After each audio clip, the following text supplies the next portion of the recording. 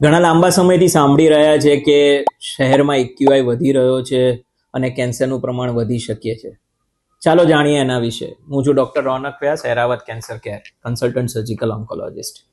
AQI એટલે હવાની quality indicate કરતું પરિમાણ કે જેની અંદર PM2.5, PM10 જેવા અતિ માઇક્રો ધૂળના રજકણો અથવા તો પદાર્થો સાથે સાથે ઝેરી ગેસ જેમ કે nitrous oxide, sulphur dioxide, carbon monoxide, ozone વગેરેનું પ્રમાણ માપીને હવાની ક્વોલિટી નક્કી કરતું પરિમાણ.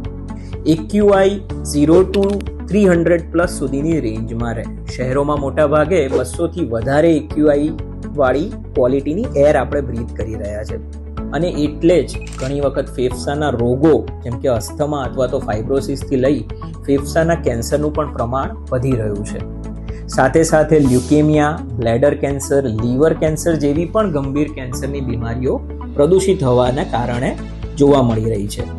બાળકોમાં પણ લ્યુકેમિયા અને ફેફસાના રિલેટેડ રોગોનું પ્રમાણ આ જ એક્યુઆઈ વધવાના લીધે જોવા મળી રહ્યું છે.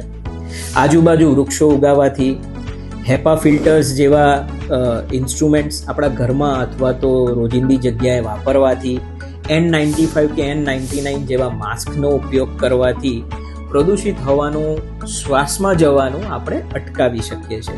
એટલે આજે જ જાગૃત બનો, કારણ કે સ્વચ્છ હવા એ આપણી જવાબદારી છે.